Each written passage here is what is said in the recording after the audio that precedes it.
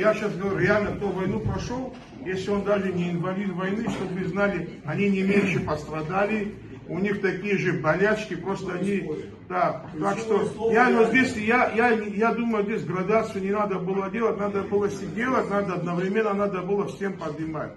При всем при этом, Денис, почему я этот вопрос задаю, сейчас это не твой вопрос, сейчас это не то, что там это ты хотел, не сделал, или не хотел, не сделал.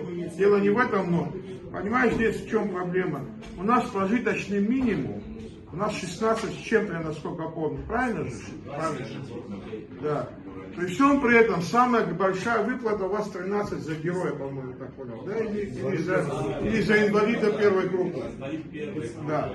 Вот представляете, есть такие люди, которые ничего кроме этого не получают. Вот реально, я многих таких знаю, которые кроме, значит, пенсии ничего не имеют. Вот они получают ниже прожиточного минимума. Вот как мы с этим будем бороться?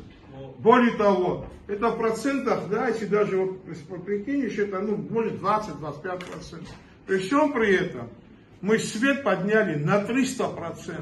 Оплата электроэнергии мы подняли на 300%. А инвалидам войны, которые больше, а таких очень много, чтобы вы понимали, мы поднимаем 25%. Вообще, как человек должен прожить? Как он должен прожить?